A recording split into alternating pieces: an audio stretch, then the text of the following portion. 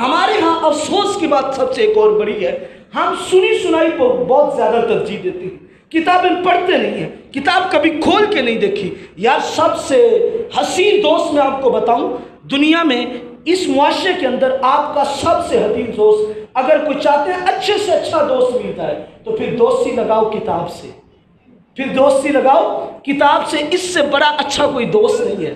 اور کتابوں میں سے سب سے اچھی کتاب کون سی ہے؟ میرے محبوب پہ نازل ہونے والی رب کے قرآن کی والی کتاب، یہ کتاب، یہ قرآن، اس کے ساتھ دوستی لگاؤ۔ اگر اس کا نور سینے میں اتر گیا، کائنات کے تمام علوم اللہ آپ کے سینوں میں اتار دے گا۔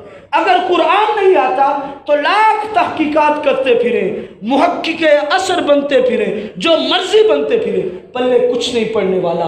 قرآن کے ساتھ رغبت، تعلق، ربط یہ ہونا چاہیے، آپ کی صبح ہو تو رب کے قرآن کو پڑھتے ہوئے، رات سوئیں تو رب کا قرآن پڑھتے ہوئے سوئیں، پھر دیکھیے گا زندگیوں میں نکھار کیسے آتا ہے، پھر دیکھیے گا اندر کی کیفیتیں کیسے بدلتی ہیں۔ افسوس یہ ہے کہ ہمیں سارا کچھ آتا ہے، ہمارے پاس طرح طرح کی ڈگریز ہیں، لیکن نہیں ہے تو رب کے قرآن کا معنی و مفہوم ہمارے پاس نہیں ہے، ہمیں قرآن کا ترجمہ تک نہیں آتا۔ یار مجھے یہ بتاؤ، ایک وقت تھا، آپ دانا بینا لوگ بیٹھے ہیں، سمجھدار ہیں، جب لوگ اتنے پڑھے لکھے نہیں ہوتے تھے، دیہات میں کوئی خط آ جاتا تو بوڑھا ماں باپ خط کو لیے ماتھے سے لگاتا، چومتا، سینے سے لگاتا، دوڑتا پھرتا، یار کوئی بندہ مل جائے جس سے یہ خط پڑھوا لے، کوئی بندہ خط پڑھ کے ہمیں بتا دے کہ آخر اس میں ہمارے بیٹے نے، ہمارے بھائی نے باہر سے کیا لکھ کے بھیجا۔ یہاں تک کہ کوئی نہ ملتا تو منتظر ہوتے، اس گاؤں میں جو سکول ہے اگلے دن استاذ پڑھانے آئے گا، اس کو صبح آتے ہی دروازے پر روک کے کہتے تھے یہ خط پڑھ کے تو سناؤ میرے لال نے کیا کہا ہے۔ جب تک خط پڑھ نہ لیتے تھے راتوں کو نیند نہیں آتی تھی۔ یار اگر دوست کا خط، بیٹے کا خط، بھائی کا خط آئے تو جب تک پڑھے بندے کو قرار نہیں ملتا، تو یاد رکھو جس مالک نے میرے اور آپ کی جانب پیغام بھیجا ہے، ہمیں کیا اس کا صحیح معنی و مفہوم کا پتہ ہے؟ ہم نے کبھی اسے بھی اس طرح پڑھا ہے؟ ہماری راتوں کی نیندیں کبھی اس وجہ سے بھی اڑی ہے کہ ہمیں قرآن پڑھنا نہیں آتا؟ ہماری صبح اس انداز میں بھی کبھی ہوئی ہے کہ ہم قرآن سے یہ تقاضا کریں کہ اے قرآن تجھے تیرے محبوب کا واسطہ، تجھے تیرے پاک رب کا واسطہ، تو اپنی نورانیت مجھے دے دے۔ افسوس، سخت افسوس کہ ہم نے کبھی ایسی طلب ہی نہیں کی۔ جب ہم بے نیازی قرآن سے کرتے ہیں، یاد رکھیے گا جو قرآن سے بے نیازی کرتا ہے، قرآن تو مالک بے نیاز کا کلام ہے، وہ تو بہت بڑا بے نیاز ہے۔ میرے رب کا قرآن سنیے، من اعرض عن ذکری فإن له معیشۃ ضنکا ونحشرہ یوم القیامۃ اعمی۔ جس بندے نے ہمارے قرآن کو بھلا دیا نا، کل قیامت کے دن ہم اسے اندھا اٹھائیں گے، کل اس کو اندھا اٹھائیں گے۔ وہ اندھا اٹھے گا، عرض کرے گا مولا میں تو دنیا میں بینا تھا، مجھے تو نظر آتا تھا، مجھے تو نے اندھا کیوں اٹھایا؟ میرا مالک کہے گا ایسی آنکھوں کی ضرورت نہیں، جو تجھے دی تو تھی قرآن پڑھنے کے لیے، تو نے ان سے قرآن نہ پڑھا۔